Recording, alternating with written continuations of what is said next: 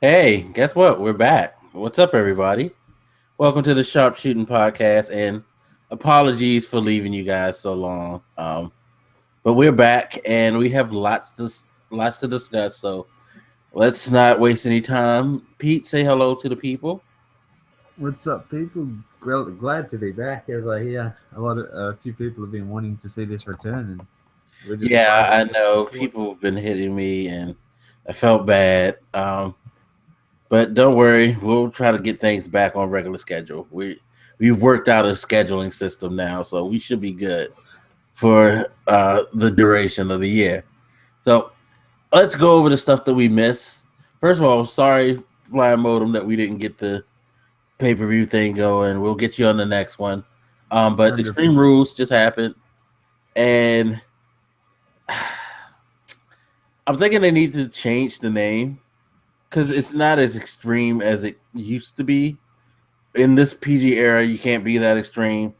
But there were some things during Extreme Rules I thought was cool. I mean, I thought it was an okay pay per view. It wasn't bad. It wasn't horrible.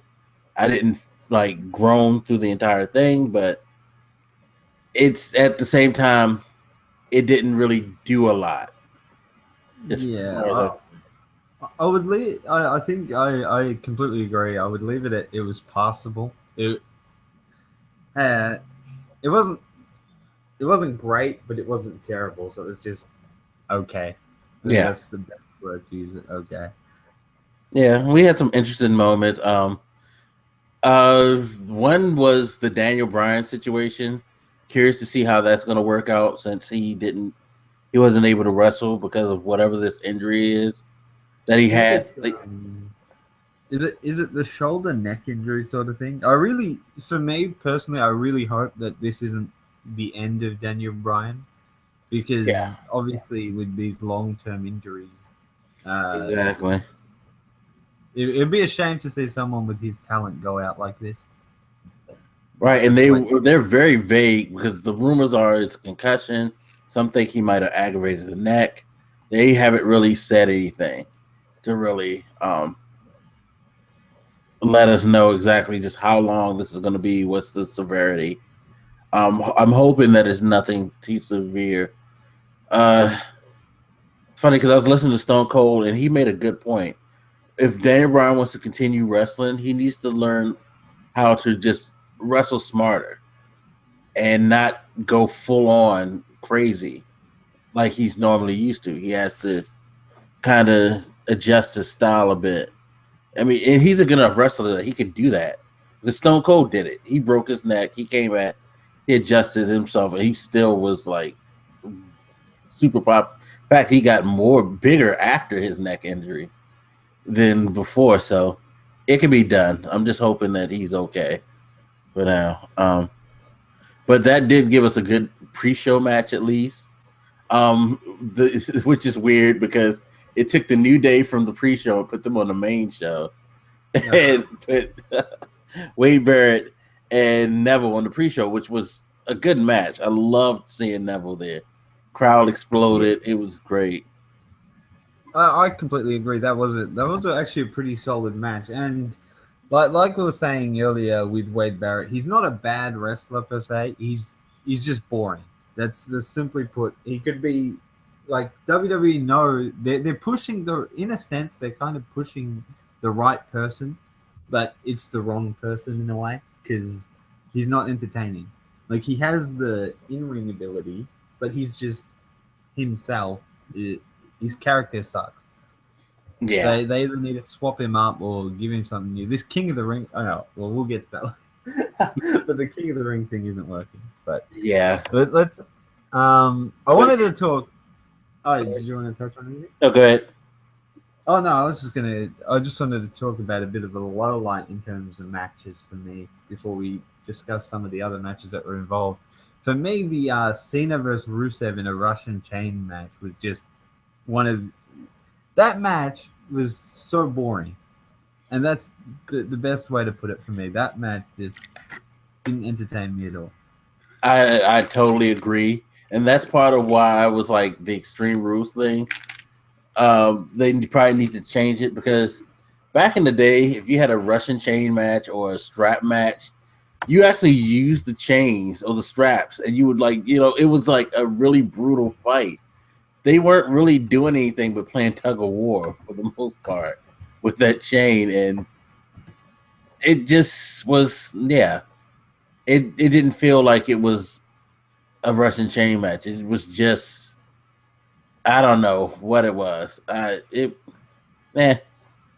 know. I mean, the only thing interesting that came out of that was after Cena had retained his United States Championship, you saw Rusev backstage with Lana talking, and then Lana ended up going into the authorities room. Later on, it was confirmed at Extreme Rules that at what's the next pay per view? Payback. At Payback, it would be Rusev versus Cena again for the 4th pay per view in a row. Yeah. In an I Quit match, which is obvious Cena will not lose. 100% Cena will not say I quit. Well, and that's the thing. Either he's gonna win and make Rusev say I quit, which I would hate to see that because you've spent so much time building Rusev as this fucking dominant monster, and to have him lose in an I Quit match would just destroy everything because he punked out. Only other way I can see this happening is that he makes Cena pass out. That's it. That is this. He can't lose this match. Rusev can't lose. If you make him lose this match, you pretty much destroyed any use that you have for him for the rest of his time on the main roster, as far as I'm concerned. It's a concerning match, but like the way I see it is Cena's built a gimmick around never giving up. I mean, if hypothetically, in an unrealistic way, if Rusev was to make Cena say I quit, it would be enormous. But the truth of the matter is, and I guarantee we'll all see this at Payback, basically after Fastlane when he won dirty, he didn't win. See, Rusev should have won dirty, but the way he won dirty at Fastlane just led you to believe that Mania Cena was going to retain, Cena was going to win, and then from then on, Cena was not going to drop the belt to Rusev. Like, just every sign is pointing to it, and at Payback, seems like the end of the feud, Cena's going to end up just keeping the belt, which kind of sucks because, like you said, Rusev was built as a brute, and now he's lost, what, this is going to be 3 pay-per-views in a row. Yeah, they painted themselves into an ugly corner with that whole feud right there. What other matches stood out to you? A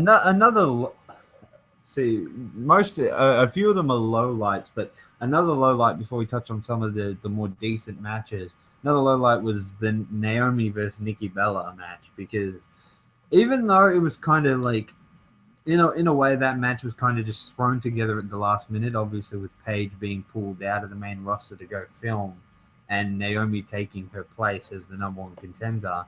That in a way shortened the match, or gave the match no real backing. But for Naomi to come out and just, that match was like, what, I think 7 minutes.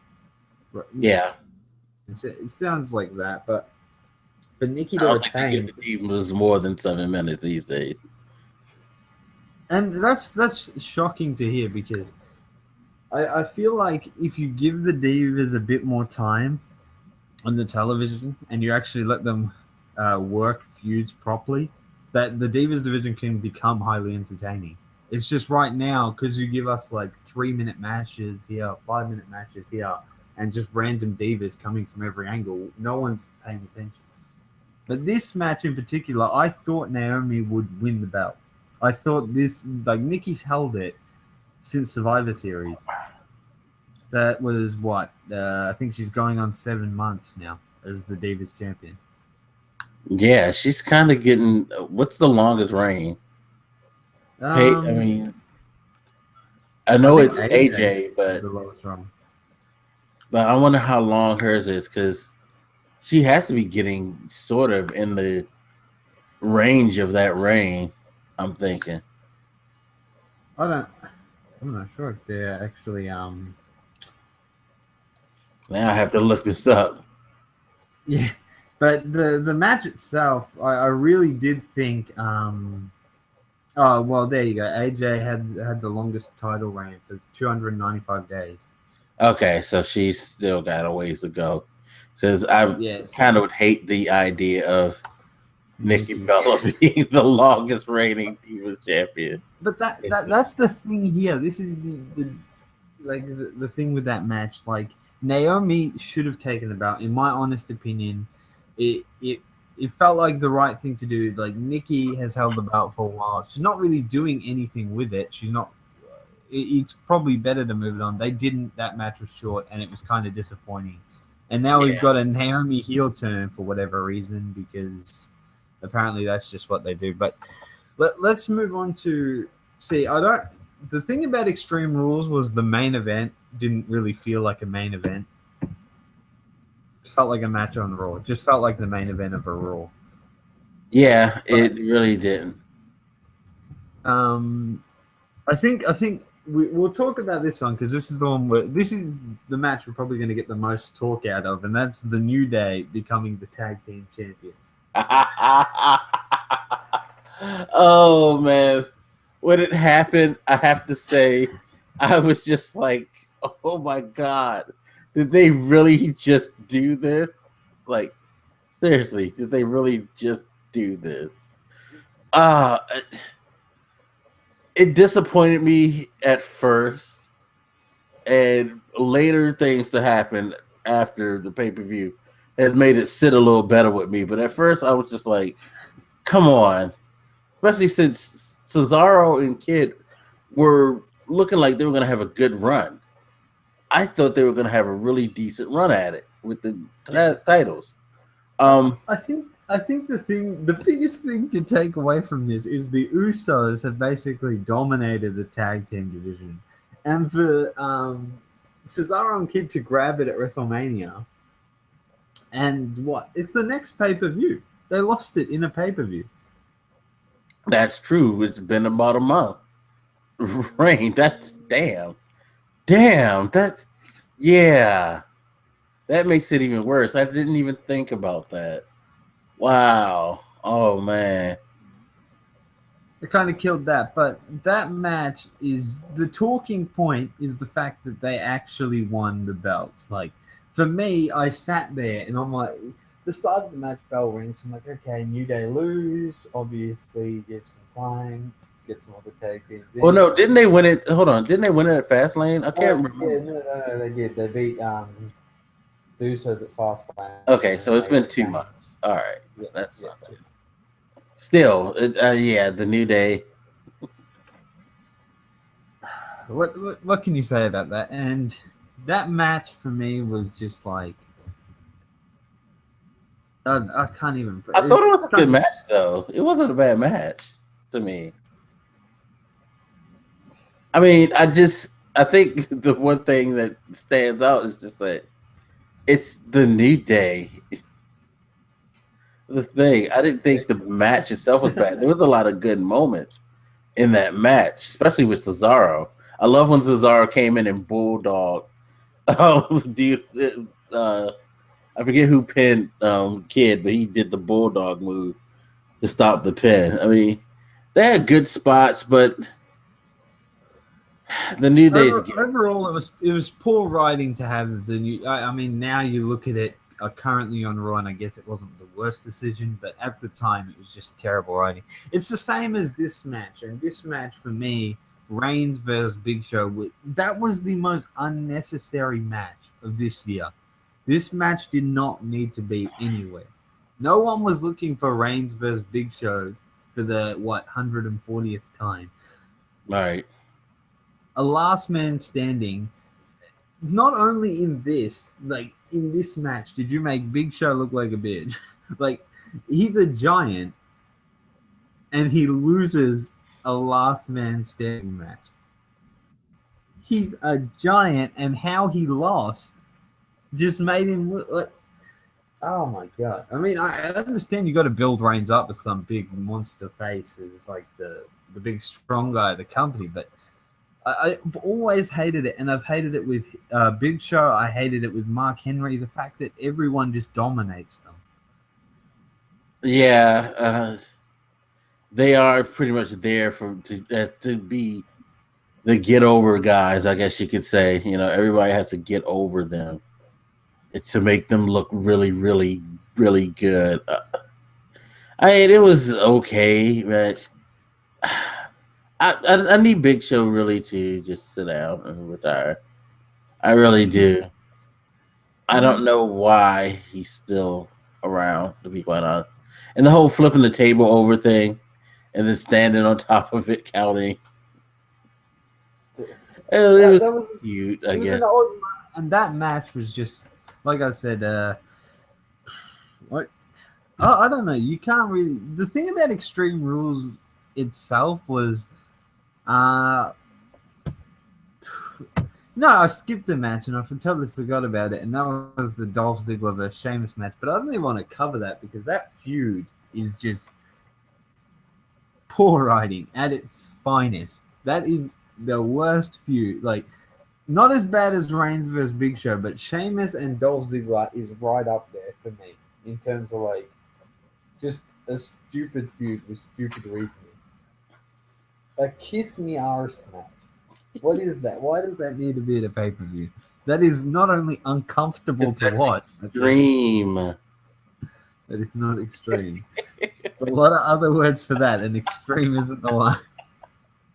But that match, not even going to bother covering. We'll touch on Dean Ambrose versus Luke Harper in the Chicago Street Fight before we move on to last week's Raw. And that match was odd. It was entertaining, but odd at the same time. They've missed the big opportunity to have this be something. I mean, it was going to be silly regardless, but they could have went a lot further with this. Like just having them come back after the New Day wins and interrupting the match. Like they could have had this go out through the whole pay per view. They could have had them just like pop up at different areas and just brawl in different sections until near the end they concluded the match. It was a useless match anyway because at the beginning I felt like they just needed to find something for these guys to do, and why not have two guys who are willing to take as much abuse as possible to entertain? So yeah, let's just have that happen. That being said, I still thought it was kind of cute the way that they got in the car and drove off. They could have did a whole lot with that though. They could have just shown them at different spots and all, stuff like that. Yeah, no, I mean, I get where you're coming from with that. Like, it would have been funny mid-match. They come out and they're fighting in the crowd and stuff, and they just go from one. They come out one entry and it exit at another. Then they go back. Like everyone goes back to watching the main match. There was a lot they could have done with it. They kept it kind of basically after the car part when they drove off in the car. Once they came back, it kind of died off that match. Really, it just wrapped up really quickly. But overall, that was still it still was actually a pretty decent match to have just there. And overall, like we said with Extreme Rules, the best way we can put it is okay. We can just hope that going on to Payback. Hope Payback's a bit better. Yeah, I feel like Payback will be another kind of average pay-per-view. Before we leave, we got to talk about the main event, I guess. Okay, we'll do that this is for the people, because for me, the pay-per-view, like I said earlier, was just like it felt exactly like concluding a Raw. That is exactly how it felt. No different. I agree. It was very anticlimactic. The whole no RKO rule. Well, here's the thing with that whole no RKO rule is that the RKO was used twice in that match. He RKO'd Kane, and then Seth Rollins RKO'd Randy Orton. So the whole no RKO thing was kind of loosely interpreted in the whole scheme of things. Yeah. Only thing, I mean, I It thought was obvious. It was obvious. How obvious was it that Kane was going to interfere? Tell me honestly how obvious it was. Kane as the gatekeeper. Who did not know that Kane was going to get involved? yeah, we knew that was coming. I mean, it was a decent match. I did like the fact that he RKO'd Randy to beat him with his own move. Um, but as far as it's just like, you knew that J&J Security were going to show up somehow, some way. You knew that Kane was going to interfere. It wasn't. There wasn't any real build. There was no real build to this anyway, as far as I was concerned.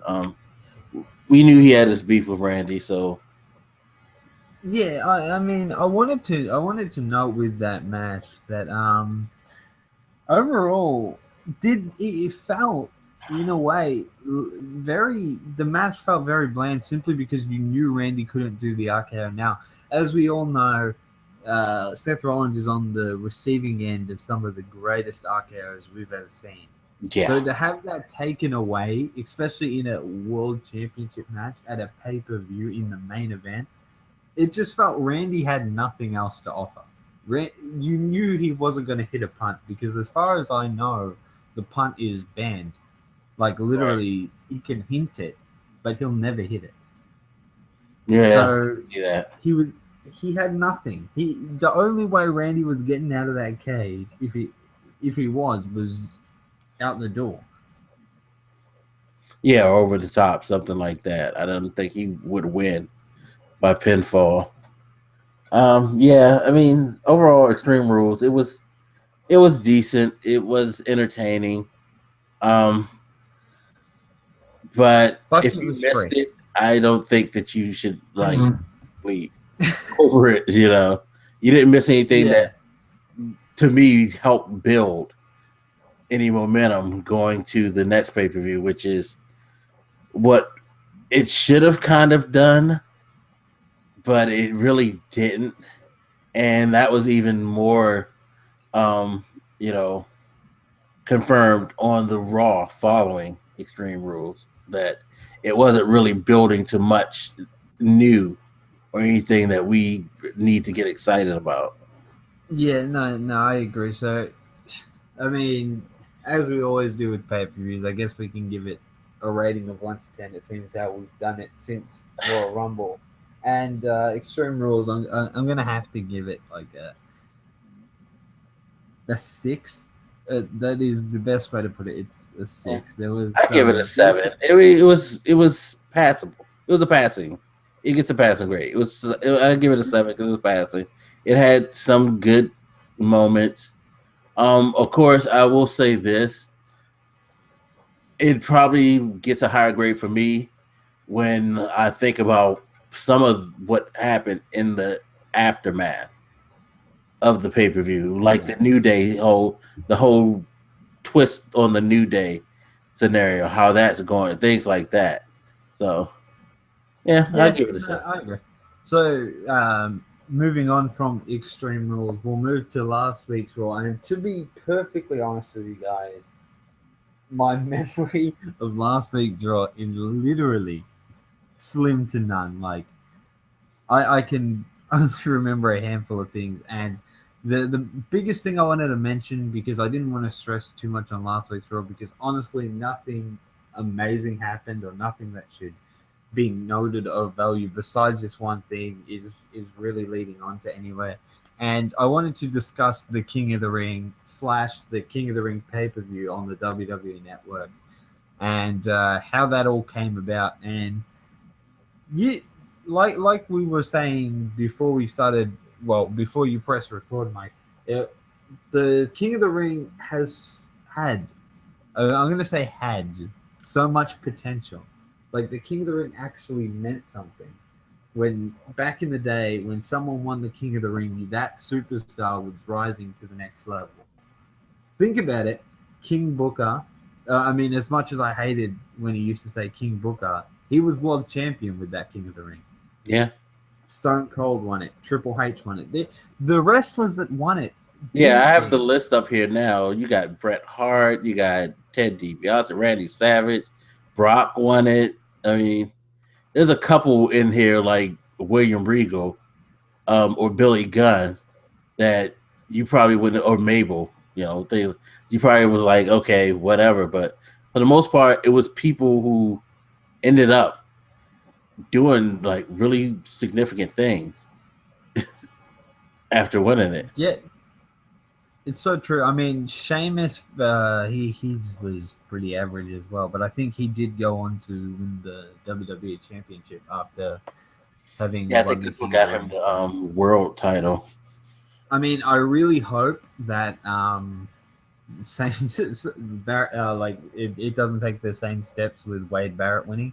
But okay, so just a quick wrap up of the matches because honestly, last week's Raw, the matches themselves into qualification for the uh, King of the Ring pay per view, which was a whole separate thing on the WWE Network, was short, terrible, and just kind of like why. I mean, here's the wrestler. The list of wrestlers is already concerning. Okay, you got Wade Barrett, you got Dolph Ziggler, R-Truth. Somehow he always sneaks into these things. You had Stardust, Sheamus, Dean Ambrose, Neville, and Luke Harper. Okay, so you got 8 superstars, and the first match that from the list I got here is Barrett versus Ziggler, and I that match I watched from start to end, and the match was pretty average to say the least. And not only that, but Sheamus interfered and was talking about the Kiss Me Aris match. Dear God, that feud is continuing. That feud will go to Payback. I guarantee you at Payback, Ziggler will verse Sheamus again. Lock it in. Lock that in Yeah, 100%. yeah. And actually, speaking of it, later on, throughout my review of this King of the Ring, I got to say there's another scene that will guarantee it, lock it in. But at the end, as I said, Sheamus comes out. Barrett hits Ziggler with the bullhammer, which I think we agreed that's a terrible finisher.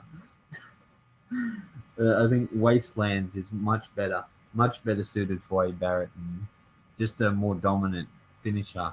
But anyway, Barrett picks up the win, the first win, putting him through. And then you had R-Truth versus Stardust, which is turning out to be, for some retarded reason, a feud or a string of matches to keep R-Truth. Does it keep R-Truth relevant? But regardless, this match pissed me off. It absolutely pissed me off. Not only because R-Truth won, but because R-Truth shouldn't be on the roster at all. He should not be in these situations, and he should not be Stardust. What have they done to Cody Rhodes? He just keeps. It's funny because when they were doing the feud with him and his brother, I felt like they were trying to pull him out of that gimmick and lead him getting back towards being just Cody.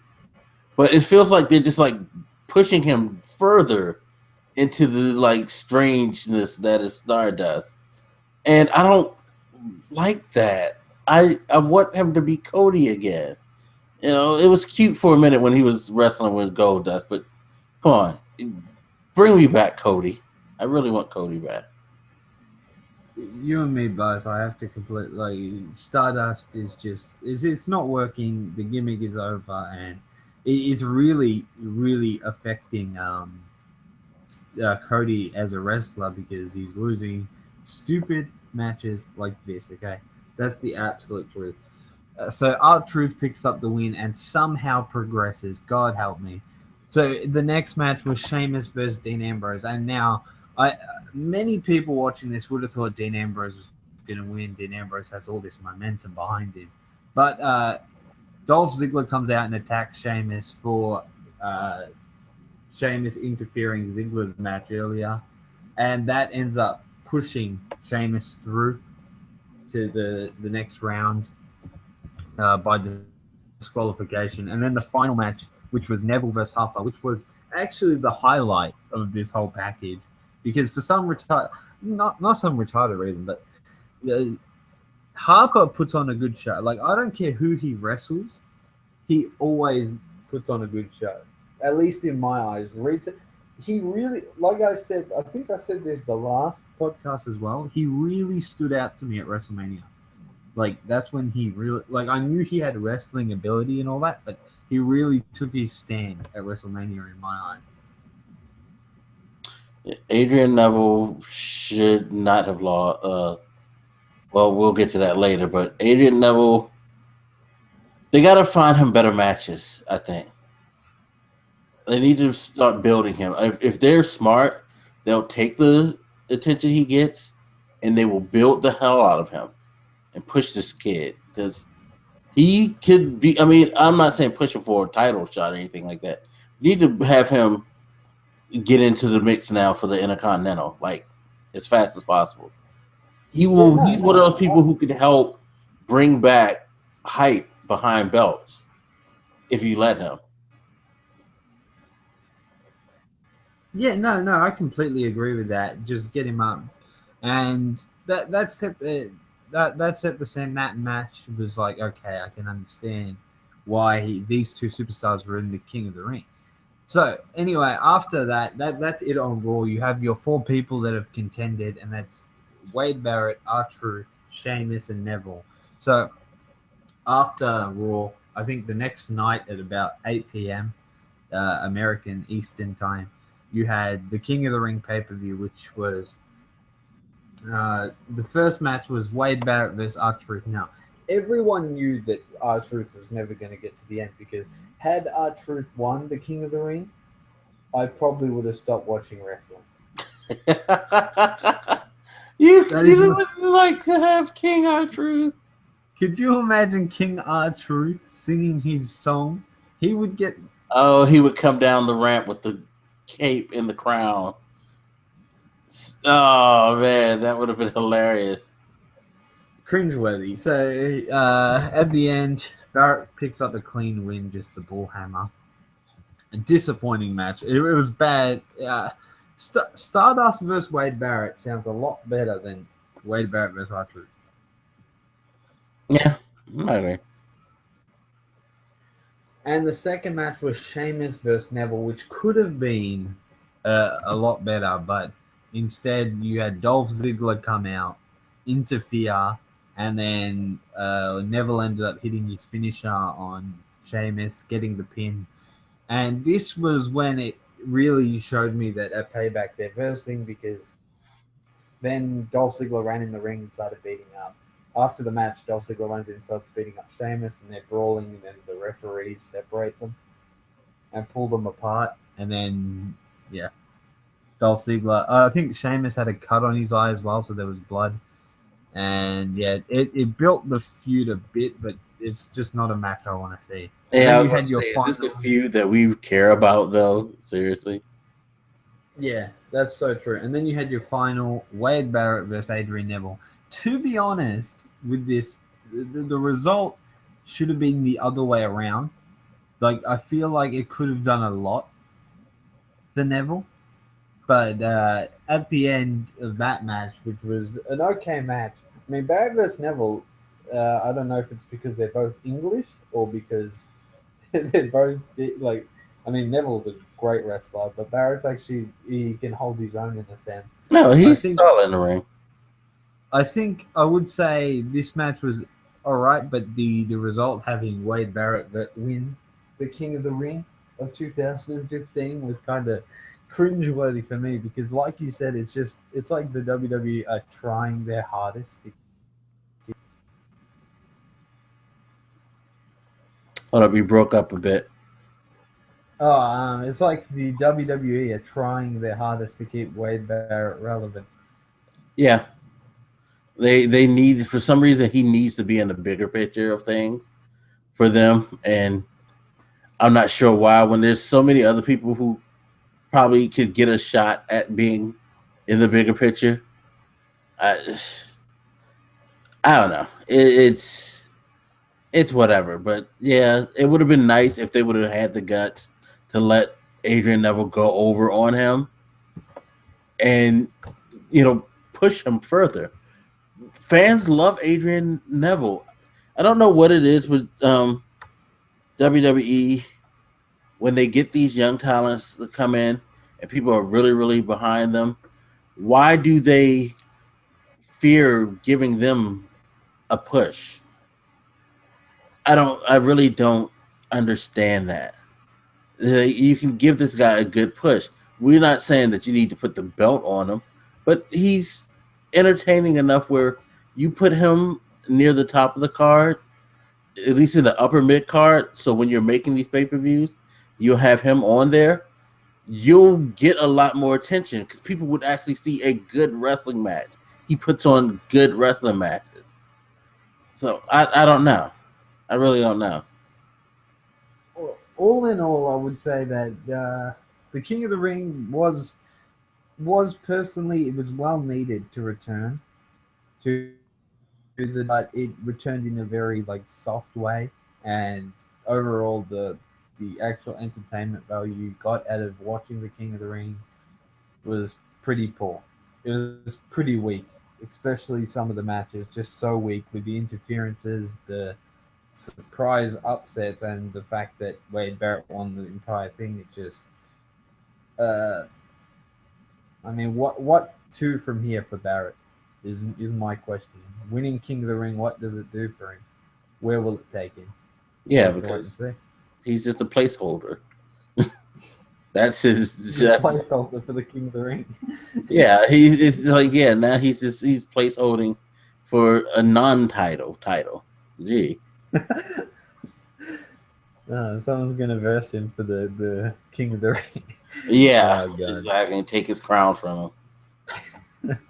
But we'll head on. Fine. Now we've covered everything we basically wanted to cover. We can move into this week's Raw, which was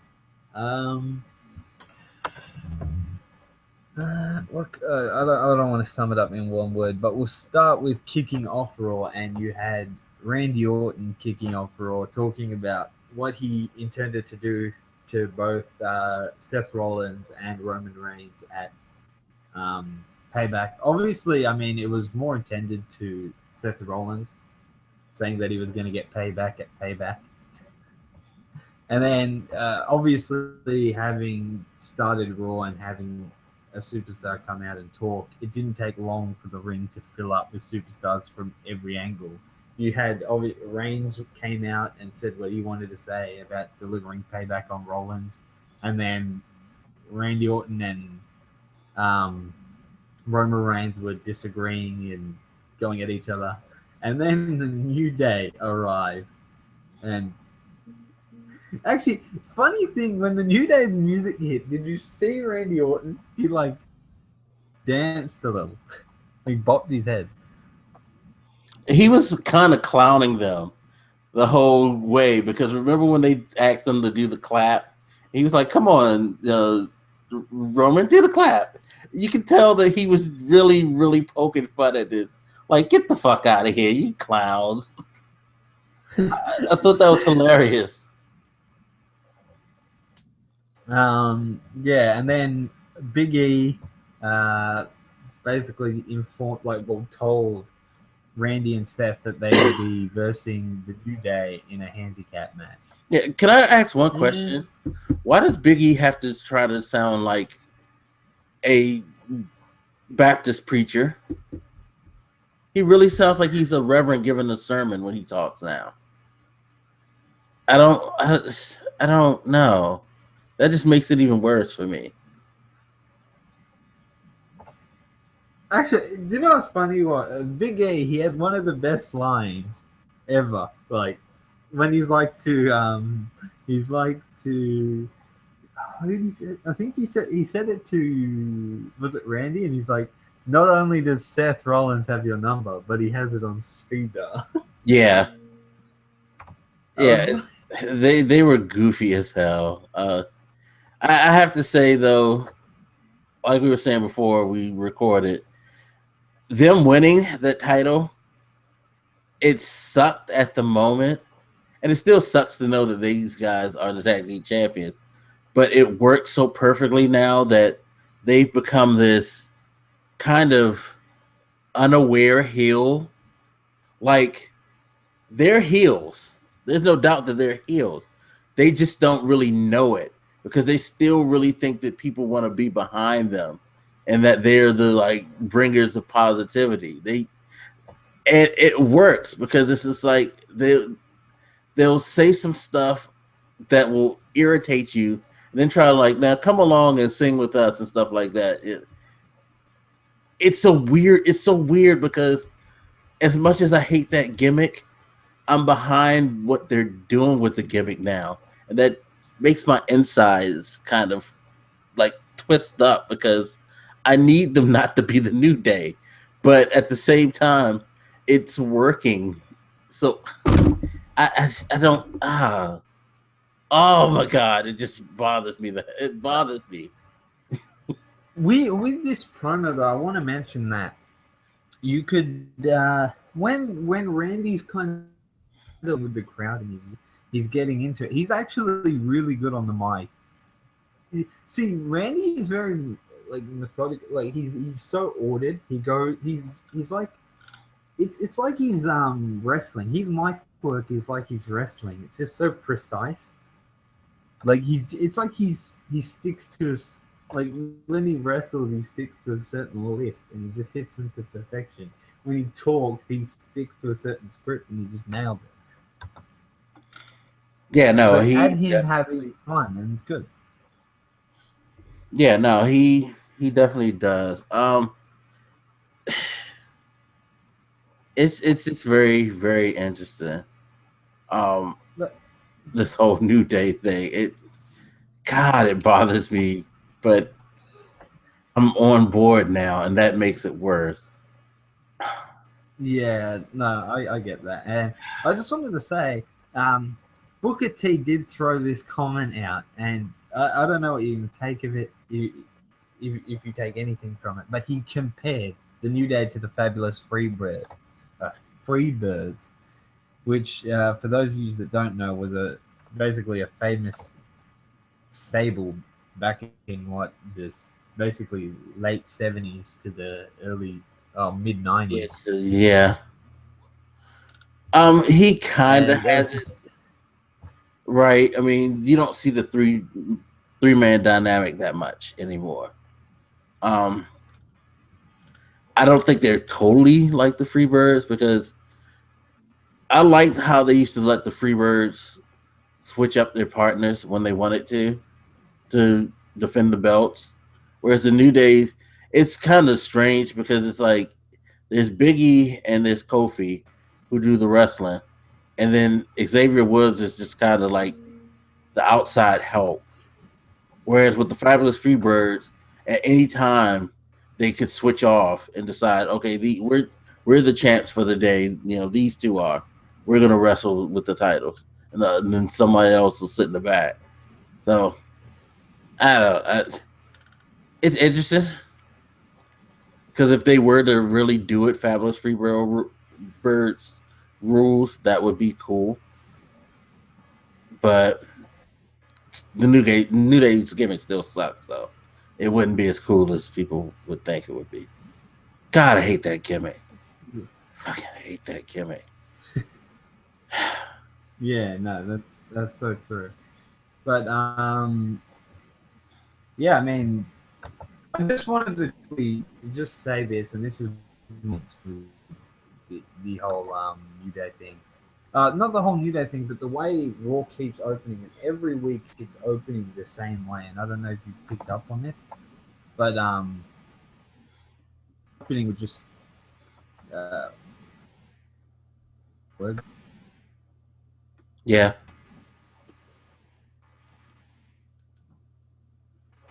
way that just build up to the two superstars hating each other. Oh, say that one more time. I in how do I word this properly? On Raw, it feels like they're kind of getting lazy in a way because Raw opens the same way every week. Just take one wrestler from here and swap it. So swap it with Cena, Rusev comes out. Swap it with You know, I Seth agree. Rollins, Randy comes out. It's just mix and match. That's how WWE has been for a few months now. Actually, they just haven't bothered to swap the formula, hoping no one would notice. It's Yeah, crazy. it is, and it's always now. It's like it's always you come out, you talk, someone interrupts you, and then we have a match. Let's go. It yeah, they just don't. I really, really need them to get new writers. They really need some new writers. Period. Yeah. The formula is So, just not. It's not cool. It's the same formula. It's too generic now. It's like I mean, it goes back to what you were saying. How you really forgot Raw. The reason that we're starting to forget Raws is because it's rinse and repeat. It's the same thing over and over and over again. yeah. Um, I'm trying to work out which match was next after that for Raw itself. Uh,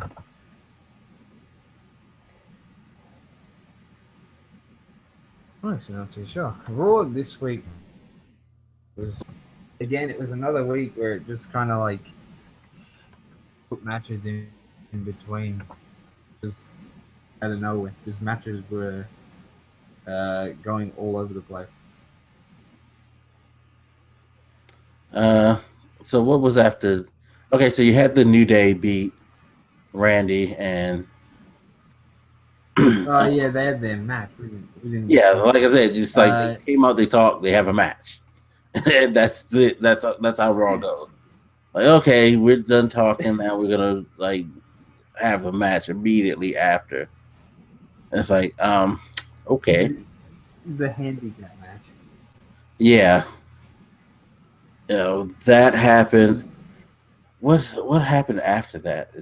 Well, after the match, Kane came out and he was like, "You guys are gonna wrestle each other later." Okay, that's the main event, and that's another thing they're doing a I lot think too. to note, let's just in this match. It's funny that the New Day won in a sense. Like I kind of understand it, but usually when the tag team champions versus someone of a higher caliber, especially in the singles, they lose. It's a common fact. So for the New Day to pick up a win against two formidable opponents was interesting. But not only did Range's spear look so weak, it looked so soft.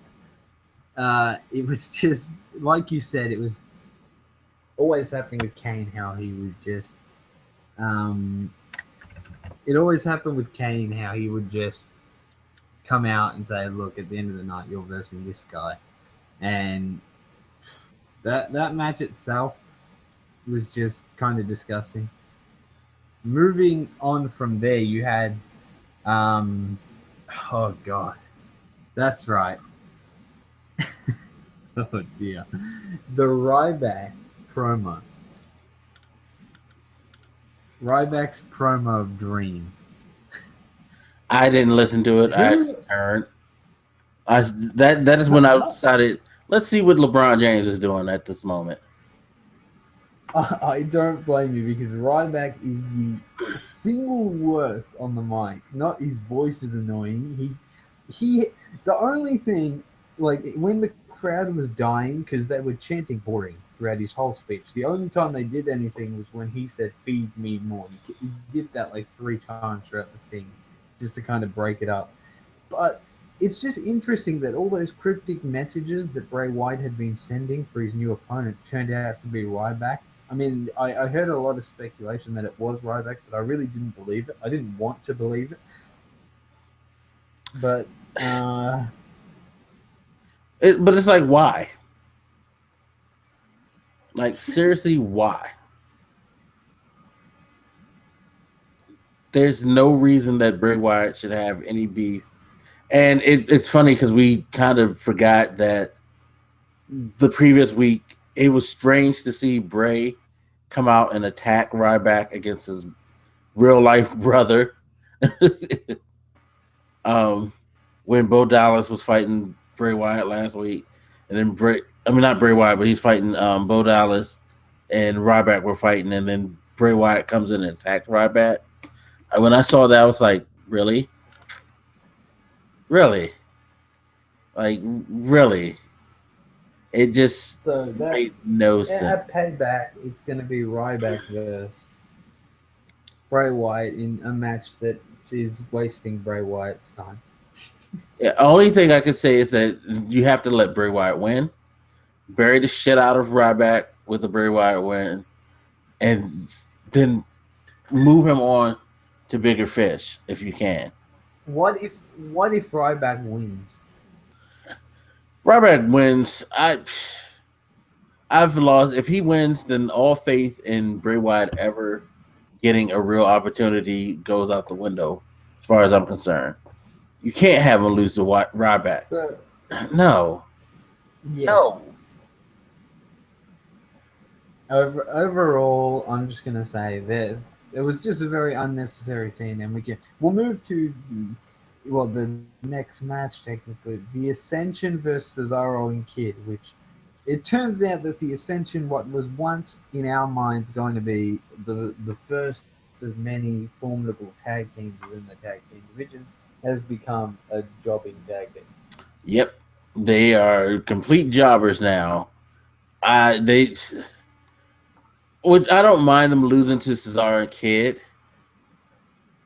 because you can't necessarily.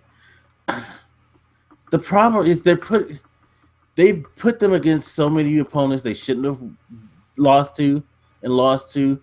Is that now them losing to Kid and Cesaro, which is a legit win. These are the like former tag team champions. It just makes them look even more clownish because weeks ago they were losing to the debut in Lucha Libres. They were losing to the primetime players and things like that. They every time they face somebody who held some type of position or who were looking to become better in the tag team, they failed against them. They beat up a bunch of no names and they beat up the New Age Outlaws. Outside of that, they just lose. It's so true, and it's sad to say.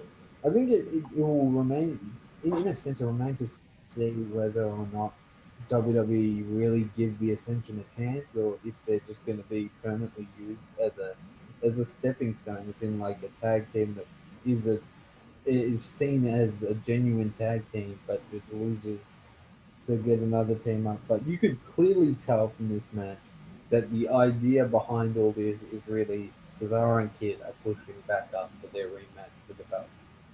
That's just simply good. Yeah. And actually, I wanted to note last week on Raw, Cesaro and Kid did have their rematch for the belts, if I do remember correctly. But was it a? Was it? Was it? Yeah, they I'm did. pretty And sure. of course, No. they did, and Xavier was cheated to help them win. Yeah, so they did have a match, but I'm pretty sure they're going at it again. Yeah, that they will at payback. It will more than likely be the New Day versus Kid. What happens from there, we'll have to wait and see. But moving on to this is about the midway mark, and interestingly enough, this was the midway mark. You had Seth Rollins versus Dean Ambrose, a match that personally I actually looked forward to seeing because how is this the in memory? I I haven't seen them fight in a while, and No, this is last time they just one I fought was really Hell in a wanted. Cell. Hell in a Cell was their last And match. Bray Wyatt returned, Yeah. and I'm not gonna lie, they did not disappoint in this match. Did not disappoint at all. No, Like they. honestly, they fly around the ring. Dean Ambrose, being the just suicidal man he is, he just does some crazy shit. And Yeah. Rollins is incredible in the ring. Rollins is out of the Shield. I don't get him. He's by far the best. He could be one of the best on the roster, in my opinion. Yeah, no, the guy Rollins is has some amazing. amazing skills in the ring. And they have good chemistry. That is something that's missing from a lot of wrestlers. Dean Ambrose and Seth Rollins, the chemistry in ring was just absolutely amazing. And overall, I was actually, it was just crazy, like right at the end, because now we're in that awkward stage where Seth Rollins doesn't really have a finisher. I mean, he has that DDT thing, but we don't know if that's staying. Yeah. I still need him to find something else. But there was a minute, well, there was a moment where Rollins threw Reigns outside, and it looked like Ambrose wasn't going to beat the 10 count. And Yeah. then he was celebrating, and next minute, Ambrose is just laying in the ring. And then J&J security came, as they always do for some reason. And Ambrose scored a roll up win, which seems to be the trend of Raw lately. Roll up wins, they seem to be very common. Yeah, I guess it fit because of the interference, but I don't. Yeah, I'm glad to see that he's in the match. I think in a way, but I'm still kind of scratching my head at this championship match because is this really what I want to see for Payback? You know, the Fatal 4 Way. I mean, they got some good people in there, but is this what I want to see? And what is it leading to? Like, what do you think all of this is leading to for everybody in this match? Uh, to be perfectly honest, um, it's clear Randy Orton will fall out of the main title picture soon, in my honest opinion. And it's gonna be between Reigns and Rollins. They'll keep them there. Lesnar's still to return. Dean Ambrose won't stay in this main title picture for long, and that's just the honest truth. Dean Ambrose is more likely to become like an intercontinental champion than he is the WWE World Heavyweight Champion. Uh, this match, it's odd. It should be good though, because of the quality of superstar. Yeah, it should be But decent. I'm wondering where is this all headed with Rollins. I've been saying for a while that I think they're gonna have to eventually figure out a way to eject him from the authority. And for some reason, I have a feeling that this is like their steps of kicking him out of the authority. And I kind of hope so, because I kind of want to see Rollins by himself and turn face. I think he would be an amazing face. yeah, that's so true. And the thing is with Rollins that we also have to note is he's kind of like a bitch champion, which is kind of irritating for a man with that much talent. He's always on the running end. He's always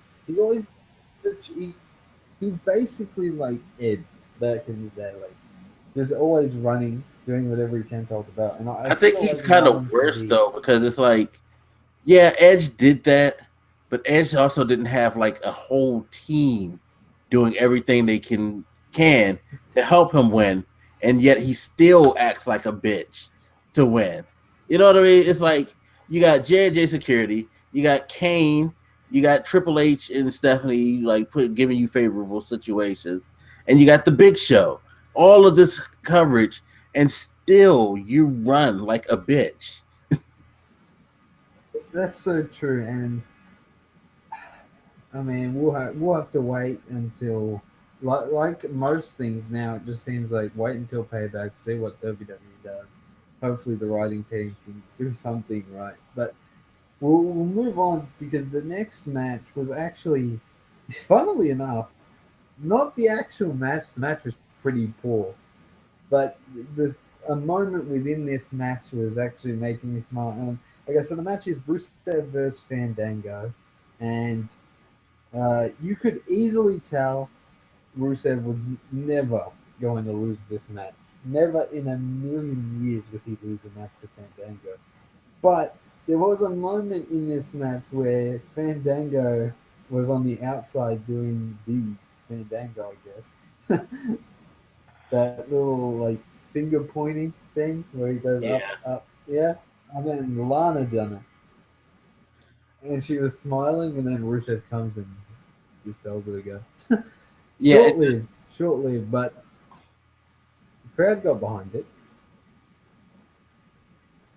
say that again. The overall, it was actually pretty high. It was a high moment in a very weak match, to be honest. And I Yeah, mean, the crowd really got behind. I think it's cool what they're doing with Lana. I don't know what they're gonna actually do, if they're really gonna push them apart. But I think it's cool that they have like this whole the crowd's behind Lana, and Rusev is just like so fucking jealous and hating this situation. Hopefully, they don't do anything stupid and have it like I want to see them split and see where they're gonna put her. Just don't put her with Cena, please. Please don't put her with Cena. As long as you don't put her with Cena, I'm I comfortable. actually, I wanted to mention, especially now that we're on the podcast, there was something I read that said that Lana is going to split up with Rusev, and at the end, because Vince, this is what Vince apparently wanted. She splits up. She becomes the main woman of the company. So she's a face. She's with the people, and it turned out that she's an American, and she lied to Rusev this whole time. Which would be strange and kind of, I guess, a bit ironic, especially since she is lying to the world about being Russian. When, if you don't know this, Lana is actually American. I think she's from Florida or California, one of those states. Yeah, She just happened to have studied and learned some stuff Russia. in Russia because she did ballet over there. Yeah, yeah, no, I get that, and I mean, really, I feel like at Payback, that's when all this unfolds, and she becomes the face. She splits with Rusev, but I don't know how they're gonna set that up in a way that she's gonna have to cost Rusev the match, like put him into a position where he has to say I quit. Unless hypothetically, if you go back to Mick Foley versus Ric Flair in an I Quit match, and uh, I think Ric Flair was going to hit Melina with the barbed wire wrapped around the wood, and then Mick Foley said I quit. Unless Cena was going to do something to hurt Lana, and then Rusev said I quit. But I can't see Cena taking that approach to win the match. Yeah, it's gonna be interesting. Taking away Lana from Rusev too kind of hurts though, because when she was his mouthpiece, it helped him. Now, what she's gonna do without his mouthpiece is another thing. They got to figure out something with Rusev. They can't keep burying him against Cena, and they're gonna have to figure out of building him by himself if you're gonna take Lana away. Yeah, can I say it's gonna really hurt after Payback? This is the lowest point you're gonna see Rusev at. He loses Lana, he loses the match, he loses the feud, he has no belt. Everything you built him up for is completely gone. Yeah, And that's the simplest way to put it. And for us to find a moment in that match and just find out that it's just Lana getting ready to have a face turn and get excited by that, I mean, let's just leave it at that. Okay.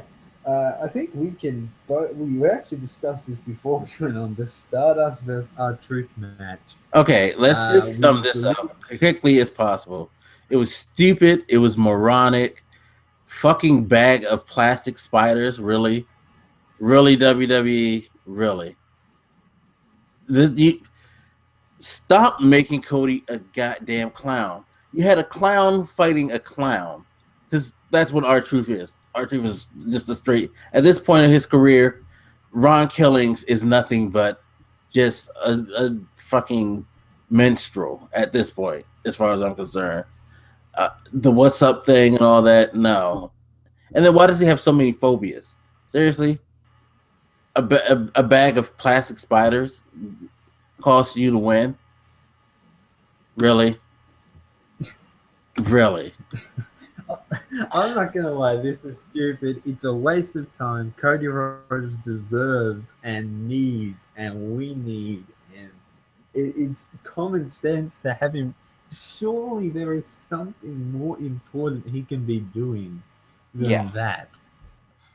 Wholeheartedly agree. So yeah, Cody wins off some bullshit. He's still stupid Stardust. WWE, stop it. That's it. Let's just move He's on. still stupid. Yeah, let's just move on because I Right. don't. That annoys the fuck out of me. We we will move on. Okay. We're next moment, and this was the biggest moment on Raw, the best moment, whatever you want to call it. John Cena's open challenge on for his United States Championship. But before we get on to his opponent, um, John Cena really he's in a good in a way he's really using his obviously he's not very popular with the crowd, but he still works well with the crowd, which is odd. He has such a way, like I think he likes it in a way. I Like do too. having, and he's really he's cheeky to say the least. He plays on the line, and he he's able to poke fun at the fans and take cheap cheap shots at himself and just joke around with everything. But just before we move on, it was actually pretty cool to see Bret the Hitman Hart come out in Montreal. Yeah, I mean, I thought they were going to say something along the lines. This is the first time he's been back in Montreal since the screw job, but Yeah, I I could don't see know if Michael that's Cole a saying fact. something as dumb as that too. But I'm sure they told him not to. Yeah, but yeah. So Bret Hart comes out and everyone's going like off tits, and they think they think that Bret Hart is going to like fight John Cena for the championship, but um, Bret the Hitman Hart said that he was going to introduce someone, a really good wrestler, and all that, and then suddenly Heath Slater comes out. Okay, first, how does Heath Slater still have the three-man band music playing? How? Yeah, The other two I members thought I of the was three-man band. okay. I'm glad you Why? said that because for a minute when I heard, I was like, "He's not. That's not the three man. Nah, it's not." I'm glad you confirmed that for me because I was thinking the same thing. It was like that music don't fit. But so I, But yeah, you had Heath Slater come out saying he got RKO'd out of nowhere. He got this out of nowhere, and then next minute, I guess out of nowhere, Bret Hart hits him with the microphone, and then Bret Hart ends up welcoming Sami Zayn, and Jesus did the crowd go off their absolute tits. I did too. I can't lie. I was like, yes, because as soon as he was like one of your own from Montreal, I was just like, oh my god, are they gonna bring out? And then he brought him out. So I was like totally happy to see Sami Zayn. That was the best. That was the best moment of the show. Was them bringing Sami Zayn out and giving him his opportunity to be on Raw, which kind of saddens me in a way, partially because he has a huge match in a couple of weeks on NXT, and that to me kind of foreshadows the results of that match, which I hope is. I mean, and I want him to win that match, but at the same time, if this means that he's going to be a mainstay on the roster, hey, I'll take it.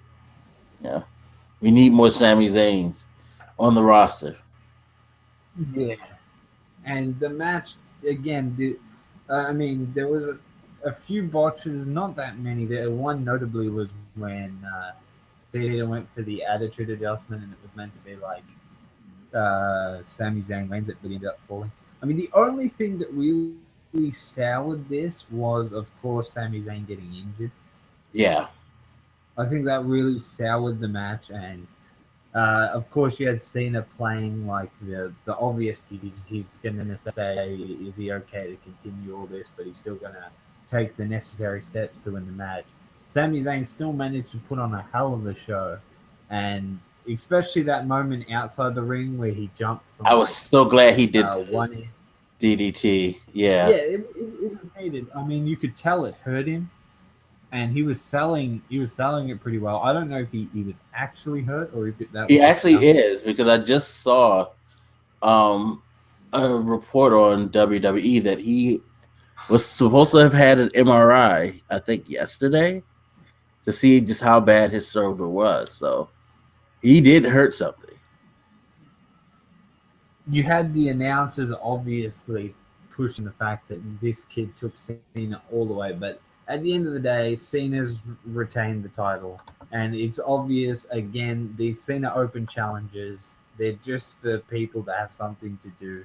I think it's a good way to debut Sami Zayn, have him in a title shot against obviously one of the biggest superstars, and did not disappoint at all. And I thought it was, see, it's obvious. I mean, that's, to me, that's the type of guy Cena is. At the end of the day, he just picked Sami Zayn up, handshake, and gave him the ring. Yeah, I Like, thought as that much was as a really, Cena really won cool that match move. and everything, yeah. Um, But that was good, and obviously you could tell. You know what was good about Sami Zayn? Though you could look in his eyes. It's the same. Dean Ambrose had the same expression. Like, some wrestlers can't pull it off, but these ones like Dean Ambrose and Sami Zayn, they had that look of like disappointment when they didn't win the belt, yeah, yeah. No, they're and like true wrestlers. They sell the moments. And the thing I will say this about the whole Cena Open Challenge: hate him all you want, you have to admit it's a great opportunity for him, even though he's winning these matches, to give these guys an opportunity to put on really good matches. Not because of him, because we know Cena Cena can cause a few botches here and there, but he lets them display their yeah, talents to it's true. people. You know, he's I not just won't. burying people, which is what I like. That's exactly. I gotta say with Cena, he does get a lot of stick for his in-ring capabilities, but he may be a very average wrestler, but everything he does in the WWE, he tries. Think about the Big Show. The Big Show does not try anymore. He does not try. I don't care what anyone says. This man, I mean, with the exception of an occasional match out of the Big Show, he is lazy. Everything, like, Cena may be limited to the moves and stuff, but he'll try his harder. And I'm just gonna finish. I just want to finish up by saying with this match, uh, Sami Zayn just continues to impress, and the ceiling for Sami Zayn is just way too high right now. And yeah, him, Adrian Neville, bright futures in the WWE. Hopefully, WWE do the right thing with these kids and just take them on a ride and let them take us on a ride with their ability. Because how good does a Sami Zayn, Adrian Neville sound in the WWE for like an intercontinental belt? That sounds amazing. Hey, why not put them together for the tag team run? I would take that too. God. That would be But an amazing tag team. of course, in WWE, as you already know, when you come off a massive high, you've got to sink down very low. So the next match, which wasn't even a match, Nikki Bella versus what was supposed to be Naomi, and uh, you had Naomi attack Nikki Bella and Brie Bella, but she had someone with her, and you've been asking about this girl for a while now, and she's back. Yeah, Tamina She's Snooker back. is back. Tamina Snuka. I'm glad because it gives them Um, another wrestler, but I'm not feeling the like obvious build for Bella's versus Tamia and Naomi match. So it's good and it's bad for me. It's like good to see Tamia back, bad that her first go around is going to be. And it's funny because part of me is making me feel like she's the AJ Lee replacement, whereas it was AJ and Paige, and now Paige is off doing her thing. AJ quit. Now they're becoming the Bella's rival all of a sudden to replace the AJ Paige rivalry, which I don't need to see that. I need to see someone else get a title shot and take the belt off of Nikki. That's the thing. I just want to say that could be a possible other angle for the next pay-per-view. Instead of them having a tag match, you have like Tamina Snuka play the bodyguard again.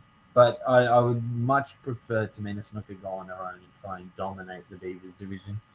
I think that could make for a bit more entertaining stuff. But I want to say they are very invested in Naomi taking this heel turn.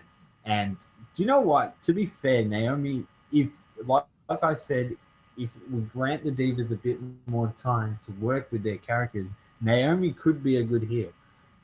She could. She's obviously like she looks scary as hell on Raw, to be honest, and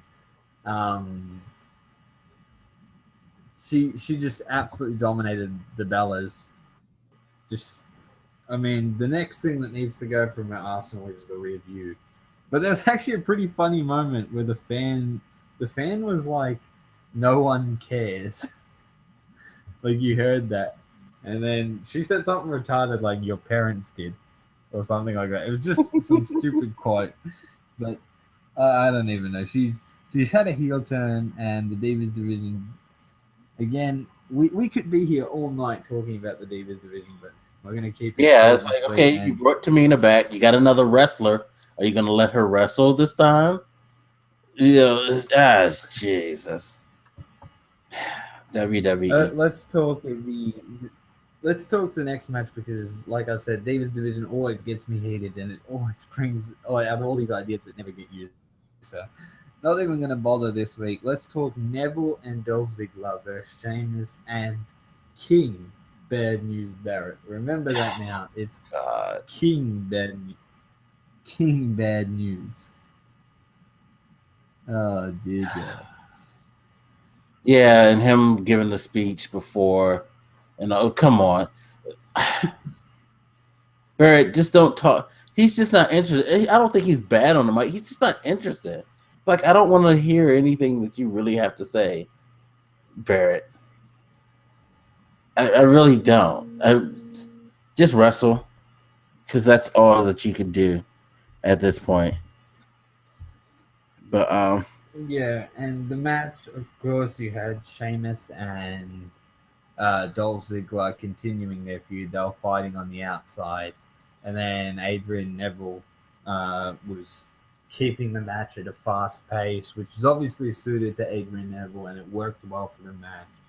And at the end, what seems to be the case in all matches now, distraction caused from Sheamus took Adrian Neville off guard, and then the bullhammer hit the royal bullhammer, as JBL likes to call it now.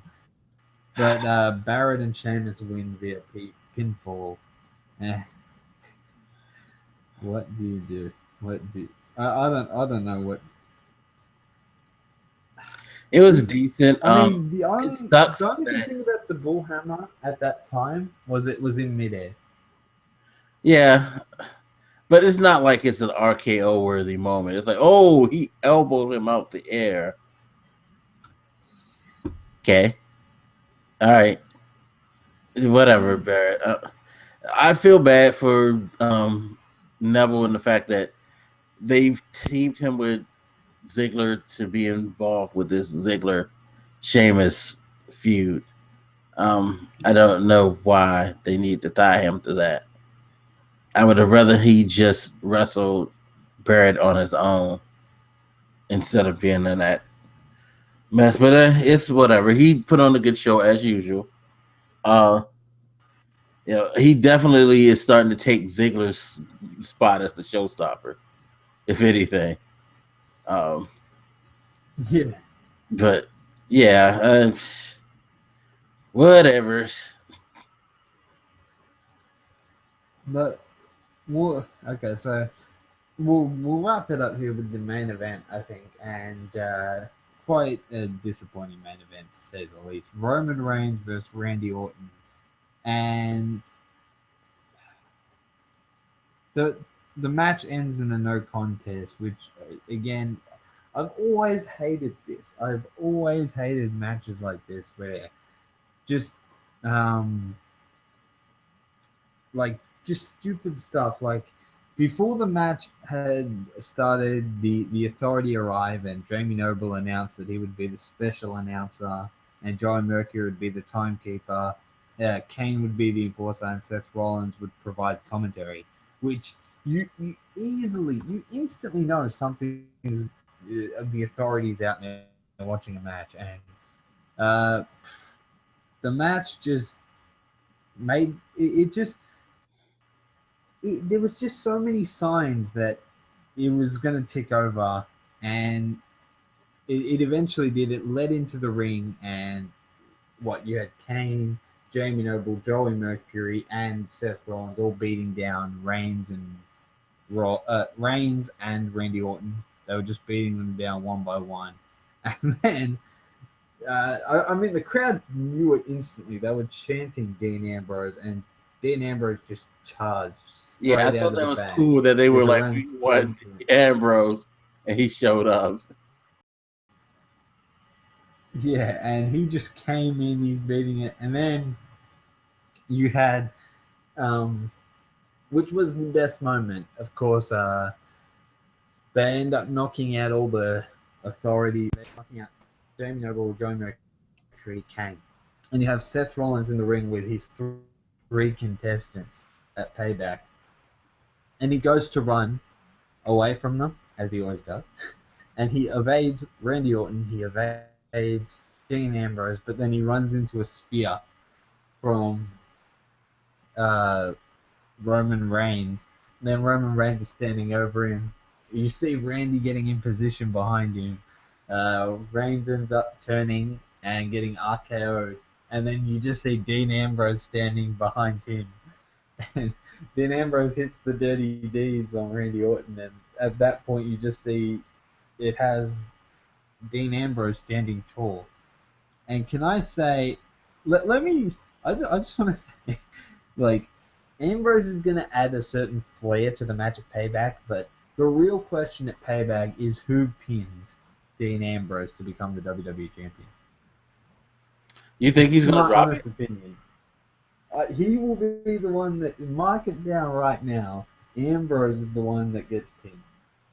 You think that they're going to drop the belt during Payback?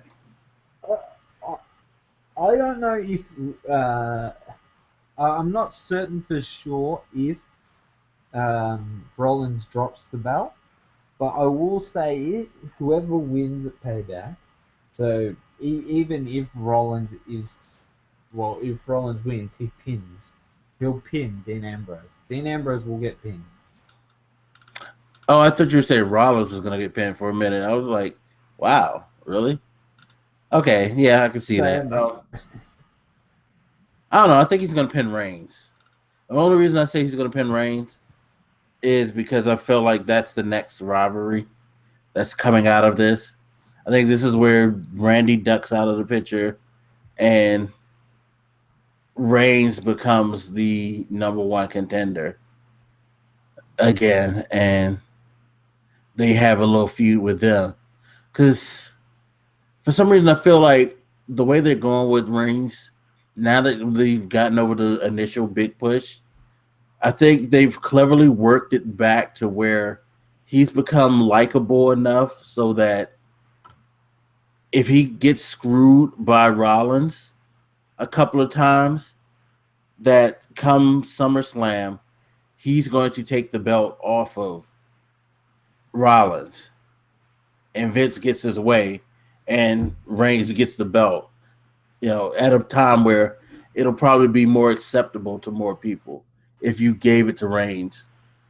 after Rollins had it for a while, and just you're just sick of Rollins, and finally he overcomes that. Yeah. But overall, Raw again is fairly weak. I mean, not great, decent. I mean, that's the thing. The thing that just irritated me, and it always irritates me about the WWE, is just after the WrestleMania hype, the next few pay per views, just until about SummerSlam, are just so weak and boring and Yeah, and I But think one of the problems in is a that they're too way, fast. Is it me, or do they feel like they're too like Extreme Rules and Payback just seems to be dumped one on top of each other? yeah, it's true. I mean, how far away from Payback now? Not that far. Payback was what, 2 weeks ago, and after next week, well, it's been about a month, but it seems faster. But yeah, after this weekend, we're back at Payback in the middle of the month. So I don't. Yeah, it just seems like they just collided way too Yeah, no, close. I think that that's the best way to put it. I think they're just too close, the two pay per views. But um,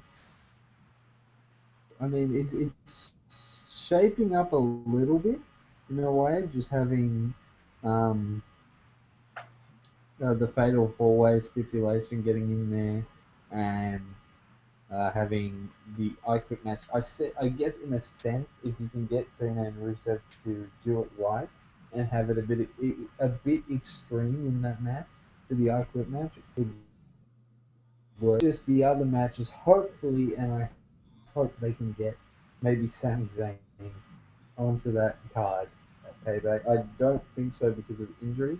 I also hope that we can get Daniel Bryan back, hopefully, because Yeah, I would like he's to see holding him the belt. back. So I don't want to see him drop the belt. I do not want to see him lose another belt without actually losing it. yeah, that would But be really all bad. up on Raw, all up on Raw. I just want to leave it at uh, I guess we wait till next week. We come back, we dissect it, and see if any more pieces of the puzzle that are heading towards payback have been locked in. I mean, like I just finished saying, we have the Fatal 4-Way, Cena vs. Rusev, I Quit match, and more than likely Sheamus vs. Dolph Ziggler. Three confirmed. Oh, and probably Naomi versus Nikki, and then I guess New Day versus Iron Kid. So I guess actually it's getting pretty full in terms of matches. But is there anything you wanted to add in terms of Raw this week? Um, I really. I mean, it is sad. It's just it's too anticlimactic these days. You're not surprised about anything. Um, I guess you could say the Sami Zayn thing was a good surprise. The run in by Naomi was a bit surprising. Didn't expect Tamina to come back, but as far as matches go and the way things get set up, it's just too predictable. Yeah, uh, I mean, it was okay. That's the best I can say. It was okay. It had some decent matches, but you still got a poor setup for your pay per view. So now next week, like they always do, they're gonna blitz us with a ton of storylines and set up a ton of matches that we have no investment in, and then throw a pay per view that's going to be underwhelming. Yeah. Okay. Just before we wrap up completely, I just wanted to make mention of one piece of wrestling news I recently discovered, and it kind of intrigued me a fair bit, and it actually did make me quite angry at the time. Okay, so Kurt Angle, there was rumors of him coming to WWE when his TNA contract ended. Now, obviously, that didn't happen, and Kurt Angle has returned to TNA and is going to continue be wrestling there for the foreseeable future, probably the rest of his wrestling career. But the thing that stunned me the most was Kurt Angle revealed himself that he would have returned to the WWE on his terms, and his terms was that he would wrestle on Raw every week, and he would wrestle in every pay-per-view you wanted him to. But he would not do any house shows, and he would not wrestle. He'd only wrestle on Raw. That's it.